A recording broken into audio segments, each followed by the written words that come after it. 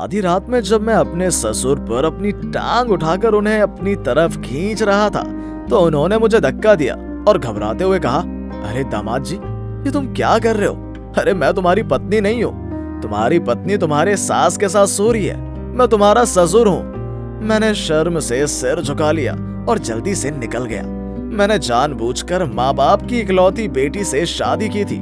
मैंने सोचा था कि मुझे मेरे ससुर की संपत्ति के साथ साथ दामाद का प्यार भी मिलेगा, लेकिन अब मुझे एहसास हुआ कि मैंने कितनी बड़ी गलती की है। सास ससुर 12 महीने में 11 महीने मेरे घर पर ही रहते हैं और जब वो घर पर होते हैं तो पत्नी सास के साथ सोती है और मुझे अपने ससुर के साथ सोना पड़ता है।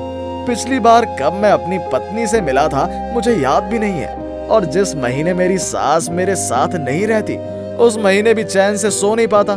सुबह 1 बजे सास फोन करके बोलेगी, दामाद, तुम्हारे ससुर के पेट में बहुत गैस है, तुम कुछ दवा लेकर घर में आ जाओ। जब मैं ऑफिस में होता हूँ तो ससुर फोन करके कहते हैं, बेटा तुम्हारी सास का ब्लड प्रेशर हाई है, तुम तुरंत डॉक्टर ले आओ। और फिर मुझे आज्ञाकारी लड़के की तरह काम करना पड़ता है। दामाद जो हूँ कुछ भी कहा नहीं जा सकता। मैं ऑफिस से घर आया और अपने ससुर को टीवी देखते हुए पाया। मैं अपने ससुर के बगल में बैठ गया और उनसे कहा, मेरे एक सहकर्मी के सास ससुर 2 दिन के लिए अपनी बेटी के घर रहने गए थे। 2 दिन बाद जब वो अपने घर गए तो देखा कि चोरों ने सब कुछ चुरा लिया है। उसने फ्रिज भी चुरा लिया है। मुझे आपके घर की बहुत चिंता है। अगर कीमती सामान चोरी हो गया तो क्या होगा?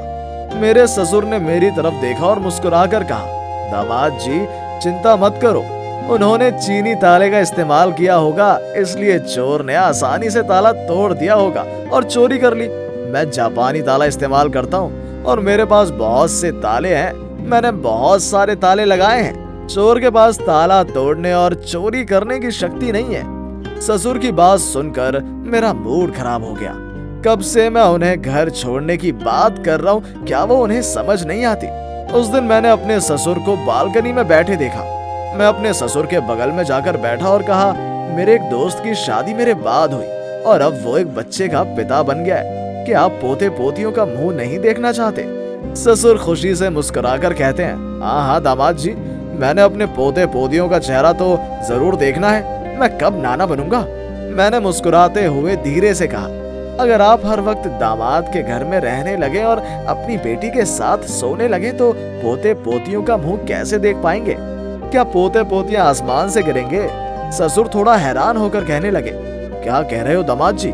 मैंने मुस्कुराते हुए कहा, पापा, पोते पोतियों का चेहरा देखना है तो थोड़ी कुर्बानी देनी पड़ेगी, थोड़ा मौका देना पड़ेगा।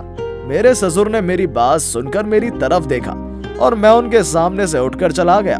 कुछ दिन बाद मुझे पता चला कि श्रुति गर्भवती थी। एक दोपहर जब मैं ऑफिस में काम कर रहा था, श्रुति ने फोन किया और कहा, आप मटन खरीद कर ले आइए। मेरे ससुर को आज मटन खाने का दिल कर रहा है और ना चाहते हुए भी मुझे बाजार से मटन खरीदना पड़ा।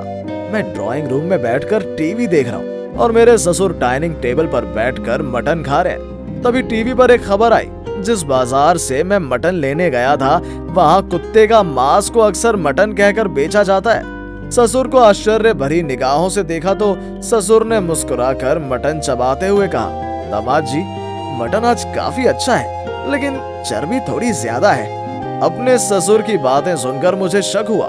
मैं उस दिन थूकते हुए वॉशरूम गया था।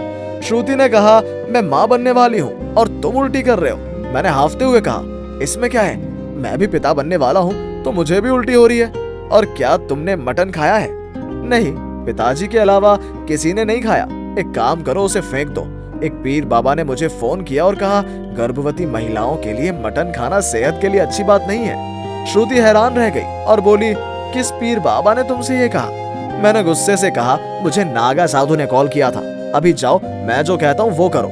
इस बीच कई दिन बीत गए। श्रुति अस्पताल के बिस्तर पर सो रही है और मेरी गोद में मेरी नवजात बेटी को लेकर मैं बैठा हुआ हूँ। अपनी ही बेटी को देखकर मेरे दिल में अलग तरह का प्यार उमड़ रहा था। उस वक्त ससुर जी मेरे कंधे पर हाथ रखकर मेरे पास खड़े हो गए। फिर उन्होंने मेरी आंखों में देखा और कहा, मैं दुआ करता हूँ कि तुम मेरी तरह बेबस ना हो, तुम्हें एक और बच्चा हो, नहीं तो मेरी तरह तुम्हें भी अपने दामाद का अपमान सहना पड़ेगा। केवल माता पिता ही समझते हैं कि अपनी इकलौती बेटी की शादी करना कितना मुश्किल है, लड़की के बिना कितने लाचार हो जाते हैं। तुम मुझे कभी कभी इशारा किया करते थे, मैं सब कुछ समझता था, लेकिन मैं न समझने का नाटक करता था, क्योंकि मैं अपनी बेटी के बिना नहीं रह सकता। अब तुम्हें मेरा दर्द नहीं समझ आएगा, तब समझोगे जब तुम अपनी बेटी की शादी करोगे। दामाद जी, तुम्हारे अलावा हमारा और कोई नहीं है, इसलिए कभी कभी मेरी बेटी और पोती को लेकर घूमने आना। हम तो हमेशा तुम लोगों का इंतजार करते रहेंगे। ये कहने के बाद ससुर जी चुपचाप चले गए और बिना जाने ही मेरी आंखों में आंसू गिरने लगे।